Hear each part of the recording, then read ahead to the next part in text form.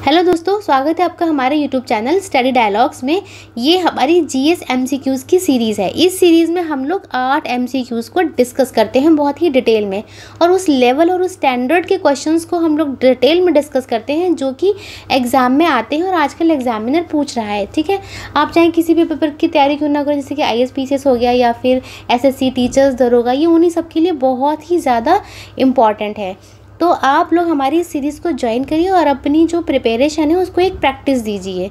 तो चलिए हम लोग शुरू करते हैं। पहला क्वेश्चन है कि where is the doldrum belt located. तो यहाँ पूछा है शांत पवन पेटी कहाँ स्थित है। देखो यहाँ शांत पवन पेटी की बात हुई है, मतलब कि डोलड्रम बेल्ट्स की बात हुई है। तो पहला ऑप्शन है नियर द इक्वेटर है, या फिर पोलर एरिया में है, ट्रॉपिक ऑफ कैंसर मतलब कि कर्क रेखा पर, ट्रॉपिक ऑफ कैप्रिकॉर्न मकर रेखा पर है, कहाँ पर है। तो देखो वैसे इसका सही आंसर है कि नियर द इक्वेटर मतलब कि विषुवत रेखा के पास है। तो अब हम इसको समझ लेते हैं कि क्यों है ये। देखो इसका एक रीज़न भी हम लोग छोटा सा रीज़न बहुत ही शॉर्ट में जान लेते हैं।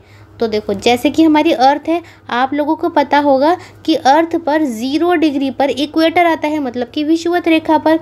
और अगर हम सन को देखें मतलब सूरज को अगर हम देखें, सूरज को देखें तो सूरज जो है ना वो हमारा ट्रॉपिक ऑफ कैप्रिकॉर्न से लेकर के मतलब कि जब उसका नॉर्थ और साउथ का जो मूवमेंट होता है, ठीक है, मतलब कि एक मिनट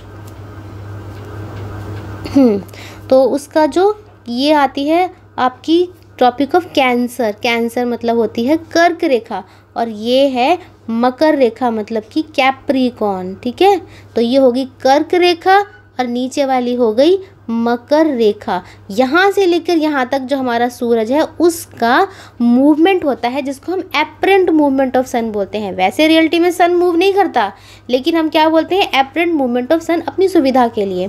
तो अब देखो जब सूरज यहाँ से यहाँ तक घूमता है ना, तो ये जो 0 से लेकर के 5 डिग्री नॉर्थ और 5 डिग्री साउथ तक का जो रीजन होता है, ये वाला रीजन, ये रीजन जो होता है वो बहुत ही ज़्यादा गर्म होता है, और गर्म होने के कारण यहाँ पर क्या होता है, लो प्रेशर एरिया बनता है। ठीक है, क्या बनता है, लो प्रेशर एरिया। तो लो प्रेशर एरिया अगर बनेगा तो वहाँ पर जो हवाएं हैं मतलब जो विंड्स हैं वो न के बराबर होंगी, मतलब कैसी होंगी, फीबल विंड्स होंगी। ठीक है, तो वो रीजन क्या हो गया, डोलड्रम हो गया। दूसरा पॉइंट ये है कि यहाँ पर जो कोरियोलिस फोर्स है मतलब कोरियोलिस बल जो होता है वो भी 0 होता है।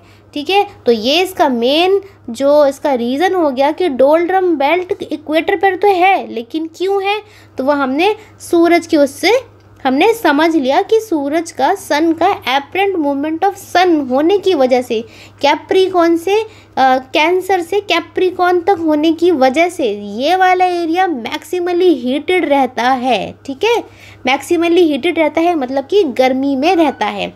अब इस डोलड्रम बेल्ट को हम लोग डिटेल में कभी और किसी वीडियो में डिस्कस ज़रूर करेंगे। अब इस क्वेश्चन को यहीं छोड़ देते हैं। आपको आशा करती हूँ कि आपको इतना समझ में आ चुका होगा। चलो अब अगला क्वेश्चन पढ़ लेते हैं। अगला क्वेश्चन है हमारा मुंबई हाई ऑयल फील्ड्स। क्या है, मुंबई हाई ऑयल फील्ड्स के बारे में है, वो कहाँ पर लोकेटेड है। चलो इसको जानने से पहले हम लोग चैनल के बारे में जान लेते हैं कि हमारे चैनल पर एक तो जीएस की MCQ सीरीज़ है जो अभी हम लोग डिस्कस कर रहे हैं, और एक है हमारी पॉलिटी की, पॉलिटी मतलब राज्य व्यवस्था की। इसमें हम लोग 10 MCQ डिस्कस करते हैं और यहाँ पर हम लोग 8 करते हैं, बहुत ही डिटेल में करते हैं, बहुत अच्छे से करते हैं, तो आप इनको ज्वाइन ज़रूर कीजिए। दूसरा है हमारी NCERT के हमारी 2 सीरीज़ चल रही हैं। एक है हम लोगों ने डिटेल में NCERT पढ़ाई है, पूरे अच्छे से फंडामेंटल बेसिक्स को हमने क्लियर करा है, और दूसरा है हमारा कि NCERT के MCQs हैं। ये हमने खुद से MCQs बनाए हैं और MCQs के ज़रिए हमने पूरी NCERT को हम लोग कवर कर रहे हैं इसमें। तो ये उन बच्चों के लिए बहुत ज़्यादा इम्पॉर्टेंट है जिनको कि शॉर्ट में प्रिपरेशन पूरी करनी है लेकिन फुल करनी है, और ऐसे MCQs करने हैं जो कि पेपर में बनकर आ सकते हैं। ठीक है, चौथा हमारा आता है ट्रिक्स का। तो हम लोग ट्रिक्स भी पढ़ाते हैं। ट्रिक्स जो हैं वो हम 5 MCQs को लेकर चलते हैं और ये वो MCQs हैं जो कि एग्ज़ाम में पूछे जाते हैं। तो इनको हमने बहुत अनोखे तरीके से हमने बनाया है, ये हम लोग खुद ही बनाते हैं ज़्यादातर, ठीक है, और ऐसे बनाते हैं जैसा हमने खुद पढ़ा है वैसे ही हम लोग आपको पढ़ा रहे हैं इसमें। अच्छा, अब नेक्स्ट जो है वो है हमारी करंट अफेयर की, जिसमें कि हम लोग मंथली मैगज़ीन लेकर आते हैं। हर महीने के जितने भी इम्पॉर्टेंट न्यूज़ हैं जो कि एग्जामिनेशन पॉइंट ऑफ व्यू से बहुत इम्पॉर्टेंट है, ऐसे नहीं कि कोई भी न्यूज़ पकड़ा और भर लिया, नहीं, ऐसा नहीं है। वो न्यूज़ है जो कि एग्ज़ाम में आ सकते हैं, एग्ज़ाम के लिए बहुत ज़्यादा इम्पॉर्टेंट है, ठीक है। तो हमारी मार्च की वीडियो है वो आ चुकी है, जनवरी फरवरी की पहले ही हमने कवर कर ली है। अब नेक्स्ट है हमारा, जो बच्चे मेंस की तैयारी कर रहे हैं उनके लिए हम लोग इम्पॉर्टेंट टॉपिक्स लेकर आते हैं। और लास्ट में जब आप हमारे चैनल पर जाएंगे तो वहाँ पर हम लोग कम्युनिटी पर क्वेश्चन देते हैं डेली बेसिस पर, ठीक है। और NCERT में जो MCQs हैं चैप्टर वाइज हमने दे रखे हैं, आप उनको जाके ज़रूर पढ़िए, ज़रूर ज्वाइन करिए। और ये जो पूरा कोर्स है, ये जो पूरी जो वीडियोज़ हैं हिंदी और इंग्लिश मीडियम दोनों के बच्चों के लिए है। तो चलिए शुरू करते हैं दूसरा क्वेश्चन। अब हम दूसरे क्वेश्चन पर आ चुके हैं। तो दूसरा क्वेश्चन क्या बोलता है, मुंबई हाई ऑयल फील्ड्स कहाँ पर लोकेटेड हैं, मतलब मुंबई हाई तेल का जो क्षेत्र है वो कहाँ पर स्थित है।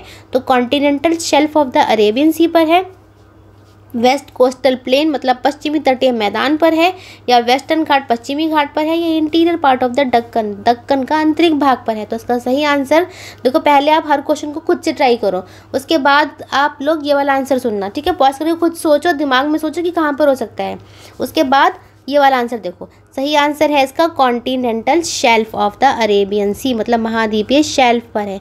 अब देखो पहले हम ये समझ लेते हैं कि कॉन्टिनेंटल शेल्फ जो है वो होती क्या है।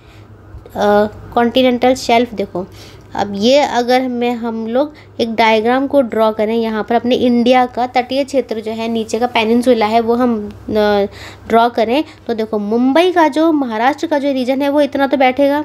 अब यहाँ पर मुंबई है तो उसी के नाम से मुंबई हाई है यहाँ पर, ठीक है। तो हम यहाँ पर देख कर भी लगा सकते हैं कि मुंबई हाई कहाँ पर होगा, तो मुंबई के पास होगा, और मुंबई के पास है तो यहाँ पर कौन सा रीजन आता है, यहाँ पर आता है अरेबियन सी, मतलब कि अरब सागर आता है, ठीक है। क्या आता है, अरब सागर आता है, तो अरब सागर यहाँ पर आ गया।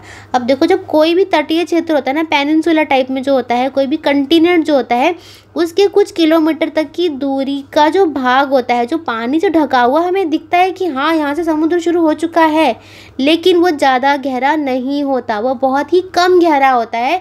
तो वहाँ पर भी ज़मीन होती है उस वाली गहराई पर, और उसी ज़मीन वाली गहराई से हम लोग क्या निकालते हैं, ऑयल्स निकालते हैं, जो कच्चे तेल निकालते हैं जिनका हम पेट्रोल वगैरह को यूज़ करते हैं। तो यहाँ पर अगर हम इंडिया की बात करें, अगर हम इंडिया की बात करते हैं तो यहाँ पर ये जो गल्फ़ ऑफ कैम्बे है ना, कौन सी है, गल्फ़ ऑफ कैम्बे, तो इसी के पास ये वाला रीजन पड़ता है, ठीक है।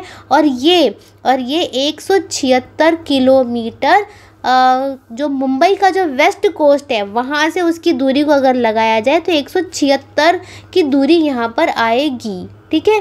तो यही वो क्वेश्चन हमारा सॉल्व हो जाता है कि कॉन्टिनेंटल शेल्फ हमने जान ली क्या है, कि वो क्या है, कि ये कोस्ट के पास वाला भाग जहाँ पर हल्की सी ज़मीन है, ज़्यादा गहरा नहीं है, ठीक है। चलो अब अगला क्वेश्चन करते हैं। अगला क्वेश्चन है, international big cat alliance is headquartered in, अंतर्राष्ट्रीय बिग कैट गठबंधन का मुख्यालय कहाँ स्थित है।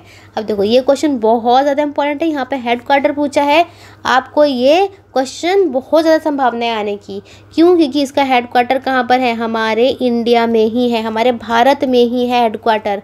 अब जहाँ पर भारत में कोई हेडक्वार्टर है और वो क्वेश्चन इंपॉर्टेंट ना हो, ऐसा तो हो ही नहीं सकता। अब देखो इंडिया ने लॉन्च कब करा था, इंडिया ने लॉन्च करा था 2023 में करा था, अप्रैल में करा था।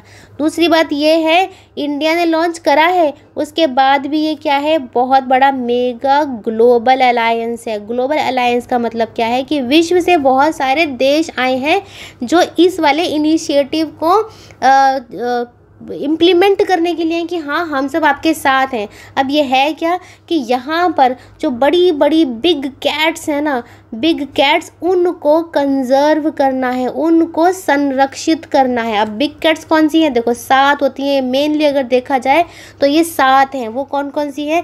जैसे कि टाइगर हो गया, ठीक है, लॉयन हो गया, स्नो लियोपार्ड हो गया, एक हो गया लियोपार्ड हो गया, एक है जैगुआर जो जिसके की नाम की गाड़ी भी आती है, ठीक है, जिसके की नाम की गाड़ी भी आती है, और एक है पूमा जिसके शूज़ वगैरह आते हैं, और एक है चीता। अब चीता के बारे में तो आप सभी को जानते हैं कि हमारे जो प्राइम मिनिस्टर मोदी जी हैं वो कूनो नेशनल पार्क में, है ना, अफ्रीका कंटिनेंट से, नामीबिया और साउथ अफ्रीका से हमारे इंडिया में कौन लाए हैं? चीता लेकर आए हैं। अब क्यों लाए हैं?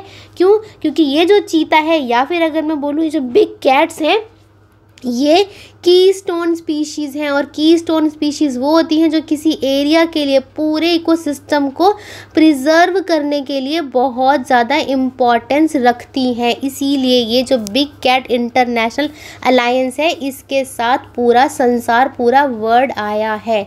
अच्छा, और इकोसिस्टम अगर आपको समझना है कि क्या है तो हमने उसकी वीडियो समझा रखी है। हमने पूरे एनसीईआरटी में भी अच्छे से पढ़ा है, पूरे फंडामेंटल्स क्लियर करे हैं। आप चाहें तो उन सीरीज़ को ज्वाइन कर सकते हैं। चलिए अगला क्वेश्चन देख लेते हैं। यह है which of the following is not on the list of the UNESCO intangible cultural heritage. निम्नलिखित में से कौन सा यूनेस्को अमूर्त सांस्कृतिक विरासत नहीं है? देखो यहाँ पूछा है कि नहीं है, हमें ये बताना कौन सा नहीं है, और पूछा क्या है कि यूनेस्को का इंटेंजिबल कल्चरल हेरिटेज। तो पहली तो बात ये है कि अमूर्त सांस्कृतिक मतलब इंटेंजिबल कल्चरल हेरिटेज होता क्या है? देखो ये वो वाली हेरिटेज है जो कि कोई भी कम्युनिटी, समुदाय अपने कल्चर में प्रैक्टिस कर रहा है। कोई भी कम्युनिटी है, समुदाय है, ठीक है, या कोई इंडिविजुअल है, तो वो अपने उसका जो कल्चर है, ट्रेडिशन में है, उसमें उसको प्रैक्टिस करता है, मनाता है। या फिर कोई भी नॉलेज भी हो सकती है कि किसी की कोई नॉलेज है, या फिर ये कोई स्किल भी हो सकता है। अब इसके एग्जाम्पल देखो क्या कहते हैं। एग्जाम्पल बाद में देखेंगे, पहले हम ये देखते हैं कि अभी तक हमारे यहाँ पर 15 इंटेंजिबल हेरिटेज साइट हैं। कौन कौन से हैं? इन्हीं से पता चल जाएगा हमारे जो ये एग्जाम्पल्स हैं। तो 15 कौन कौन से हैं? देखो अभी पहले 14 थे, पहले कितने थे? 14 थे। अभी एक नया आया है, उसको जुड़ करके 15 हो गए हैं। तो जो 15वां है ये है हमारा गरबा। तो गरबा क्या हो गया? डांस। क्या डांस को कोई छू सकता है? इन एग्जाम्पल समझते हैं कि कौन से इंटेंजिबल है। जैसे गरबा हो गया डांस, इसको छू सकते हैं? नहीं छू सकते। इसी तरह से ड्रमिंग और डांसिंग है मणिपुर की, ठीक है, कौन सी है? ड्रमिंग और डांसिंग मणिपुर की। इसी तरह से है दुर्गा पूजा। क्या हम दुर्गा पूजा को छू सकते हैं? नहीं, हम उसे मन से करते हैं अपने, और ये हमारी प्रैक्टिस में है, कल्चर में है। इसी तरह से एक आता है संकीर्तन, और हमारा योगा जो पूरे विश्व में हमने पॉपुलर कर दिया है। कुंभ मेला, क्या उसको छू सकते हैं? नहीं, मन से मानते हैं, जाते हैं, देखते हैं। इसी तरह से एक है हमारा नवरोज़, ठीक है। अब एक है जो ठटेरा की जो प्रैक्टिस होती है ना, बर्तन बनाने वाली, ब्रास और कॉपर की, पंजाब में, एक वो है। एक है बुद्धिस्ट लोगों की जो चैंटिंग होती है, जो मंत्र वगैरह बोलते हैं अपने वहाँ पर बौद्ध विहार वगैरह मंदिरों में जो बोलते हैं, ठीक है। एक है छाऊ डांस। तो अब देखो इनमें से कोई भी आपको ऐसी लगी कि आप इसे छू सकते हो? नहीं, है कि नहीं है? तो ये वही एग्जाम्पल है, ऐसे 14 की 14 है। और एक है कालबेलिया। कालबेलिया भी एक डांस है जो कि राजस्थान का है। एक है मोडियट्टू, ये केरला का है। एक है यमन, तो ये गढ़वाल हिमालय का है। एक है कुट्टियट्टम, ठीक है। एक है रामलीला, जो हम रामलीला मनाते हैं ना नवंबर में, अक्टूबर नवंबर में, तो वो भी एक कल्चर में ही है। तो ऐसे ही एग्जाम्पल हैं, ये सारे किस में आते हैं? इंटेंजिबल। तो अब हम समझ गए, ठीक है। तो इसमें देखो कथकली नहीं है, चाहे कथकली डांस है लेकिन ये नहीं है, ठीक है। ये सारे हैं, गरबा है, कुटियट्टम है, मोडियट्टू है। तो इसका जो सही आंसर हुआ वो क्या हुआ? वो हुआ कथकली, ठीक है। सही आंसर कथकली इसलिए हुआ क्योंकि ये नहीं है, इसीलिए हुआ। अब अगला क्वेश्चन कर लेते हैं। अगला है which of the following states does not have tribal area under the 6th schedule of the Indian constitution. निम्नलिखित में से कौन सा राज्य भारतीय संविधान की 6वीं अनुसूची में नहीं है, ये पूछा है। नागालैंड नहीं है, त्रिपुरा या मेघालय या फिर असम, कौन सा नहीं है? तो उसका सही आंसर है नागालैंड। अब देखो ये क्वेश्चन इंपॉर्टेंट क्यों है? ये क्वेश्चन इंपॉर्टेंट है लद्दाख की वजह से, क्योंकि लद्दाख में क्या चल रहा है? प्रोटेस्ट चल रहा है। और कौन है इस प्रोटेस्ट पर मेन इंसान, कौन बैठा है? वो है सोनम वांगचुक। अब ये सोनम वांगचुक वही है जो कि 3 इडियट पिक्चर में जिन्होंने मेन किरदार निभाया था ना। ये बहुत ही इंपॉर्टेंट पर्सनैलिटी है। क्यों? क्योंकि वहाँ की जो प्राकृतिक जो छटा है ना, उसको खतरा मंडरा रहा है। इस तरह से ये क्वेश्चन बहुत इंपॉर्टेंट हो जाता है। तो लद्दाख के जो लोग हैं, जो ट्राइबल्स जो लोग हैं, वो कह रहे हैं कि हमें भी 6वीं सूची में शामिल करो, जिससे कि हमें क्या मिल जाए? हमें यहाँ पर ये अधिकार मिल जाए कि हम अपने एरिया को कंजर्व कर सकें। ठीक है, क्योंकि हमारा जो संविधान है उसमें जो 6th शेड्यूल है वो ये कहता है कि जो ट्राइबल एरिया है, कौन कौन से ट्राइबल एरिया? एक तो है असम का हो गया, एक हो गया मेघालय, एक है त्रिपुरा और एक है मिज़ोरम। संविधान ने सिर्फ 4 चीज़ें ही लिखी हैं, लेकिन लद्दाख के ट्राइबल्स कह रहे हैं कि हमें भी इसमें संरक्षण दो, जिससे कि हम अपने लद्दाख को बचा सकें। तो इसमें क्या होता है कि यहाँ पर अगर संरक्षण मिल जाता है तो यहाँ की जो ट्राइबल कम्युनिटीज़ है उनको एडमिनिस्टर करने का एक अधिकार मिल जाएगा कि वो अपनी खुद की ऑटोनॉमस डिस्ट्रिक्ट बनाकर और ऑटोनॉमस रीजन्स के अकॉर्डिंग उस एरिया को एडमिनिस्टर, मतलब कि खुद सेल्फ रूल कर लेंगी, खुद समझ से कर लेंगी। तो ये मुद्दा बहुत इंपॉर्टेंट है जो कि चल रहा है। ठीक है, और अगर इन 4 जो स्टेट्स हैं उनको याद करना है, उसकी एक छोटी सी ट्रिक होती है ATM स्क्वायर, मतलब ATM में मनी नहीं है। अब मनी नहीं है का मतलब क्या है कि इसमें मणिपुर नहीं आता। कौन कौन सा आता है? असम आता है ना, त्रिपुरा आ गया और मेघालय और मिज़ोरम आ गया। तो ये छोटी सी ट्रिक हो गई। चलो आगे चलते हैं। अगला क्वेश्चन है Khilafat movement was launched to protest against the humiliation of. देखो खिलाफत सत्याग्रह जो है वो किसका विरोध करने के लिए आयोजित किया गया था? ठीक है, यहाँ क्या पूछे? खिलाफत सत्याग्रह की बात करेगी तो तुर्किश खलीफा के लिए, आगा खान के लिए, मोहम्मद अली जिन्ना के लिए या फिर हामिद अली खान के लिए? तो इसका सही आंसर है तुर्किश खलीफा के लिए। अब इसे समझ लेते हैं।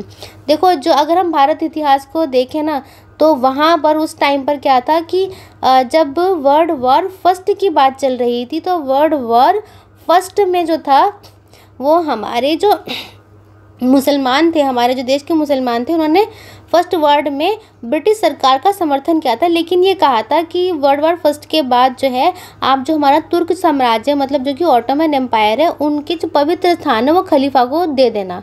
ठीक है, अब खलीफा को दे देना इसका मतलब क्या है कि यहाँ के जो मुसलमान लोग थे वो तुर्की को के जो सुल्तान थे ना, उनको अपना आध्यात्मिक नेता मानते थे, इसीलिए उन्होंने ये डिमांड वहाँ पर रखी थी।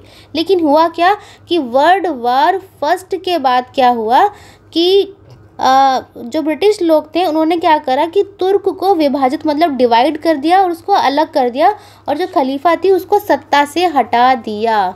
ठीक है, उसको जो तुर्क था उसको सत्ता से हटा दिया। तो इसी बात से जो मुसलमान जो थे ना, जो मुस्लिम लोग थे, वो नाराज़ हो गए थे। अब देखो ये लॉन्च कब हुआ था? ये हुआ था 1919 से लेकर 1924 के बीच में इसका टाइम पीरियड था। ये आंदोलन तब शुरू हुआ था। और इसको जो 2 अली भाई हो, जैसे कि शौकत अली हो गया, कौन हो गया? शौकत अली और मोहम्मद अली। ठीक है, जिनको कि अली ब्रदर्स के नाम से भी हम लोग जानते हैं, मोहम्मद अली, इन्होंने इसको लॉन्च किया था। तो ये इसकी छोटी सी हिस्ट्री है। कभी इसकी एक फुल टॉपिक पे हम लोग वीडियो बनाएंगे। तो अभी इस टॉपिक को यहीं खत्म कर देते हैं, आगे चलते हैं। अब है first satyagraha of Gandhi ji for the cause of the indigo farmers were observed at. जो पहला सत्याग्रह था गांधी जी द्वारा नील के किसानों के लिए किया गया पहला सत्याग्रह कौन सा था? देखो ये इसका आंसर ज़्यादातर बच्चों को पता होगा। कौन सा था? चंपारण, चौरी चौरा, बारदोली या फिर साबरमती? तो सही आंसर है इसका चंपारण सत्याग्रह। अब चंपारण सत्याग्रह 1917 में लॉन्च हुआ था। ठीक है, अब ये जो था ये क्या था? ये पहला मतलब फर्स्ट सिविल डिसओबीडिएंट मूवमेंट था। CDM सत्याग्रह जिसे बोलते हैं, सविनय अवज्ञा आंदोलन। अब यहाँ पर बिहार के एक वो थे नेता, वो थे राजकुमार शुक्ला जी। राजकुमार शुक्ला जी ने गांधी जी को आकर मनाया था कि प्लीज़ आइए और हमारे यहाँ पर चंपारण में जो अत्याचार हो रहा है, नील के किसानों के जो एक्सप्लॉयटेशन हो रहा है, उसको हमें निवारण दिलाइए। ठीक है, क्यों? अब देखो, ये जो राजकुमार जो शुक्ला जी थे ना, ये खुद भी एक इंडिगो के कल्टीवेटर थे और यहीं पर 3 खटिया सिस्टम था जो जिसका कि बहुत बुरा हाल कर रखा था कि 3 वाले पार्ट पर आपको कल्टीवेट करना ही करना है। बहुत ज़्यादा एक्सप्लॉयटेशन हो रहा था यहाँ पर। ठीक है, चलो, लैंडलॉर्ड जो था बहुत ज़्यादा वो कर रहे थे, यूरोपियन जो कल्टीवेटर्स थे। अब यहाँ पर बहुत ज़्यादा टैक्स भी लगा देते किसानों पर। तो यही बात को लेकर के गांधी जी बिहार गए थे। बिहार मतलब चंपारण गए थे। नील की खेती के का मुद्दा बहुत बड़ा मुद्दा था ये। ठीक है, तो ये पहला सिविल डिसोबीडियंस माना जाता है। ये बहुत ज़्यादा क्वेश्चन जो बिहार के जो मेंस है ना, उसमें भी इस क्वेश्चन को बहुत ज़्यादा बच्चे हमेशा याद करते ही करते हैं, इसका आंसर बनाते ही बनाते हैं। तो थोड़ी जानकारी हमें यहाँ पर होनी चाहिए। तो गांधी जी इस चीज़ को लेकर चंपारण गए थे, बिहार में गए थे और फिर उन्होंने ये वाला मुद्दा सॉल्व भी करा था। तो पहला क्या आएगा आपका? चंपारण आएगा यहाँ पर। अब इसकी भी एक छोटी सी ट्रिक है, वो है केक नाम से होती है।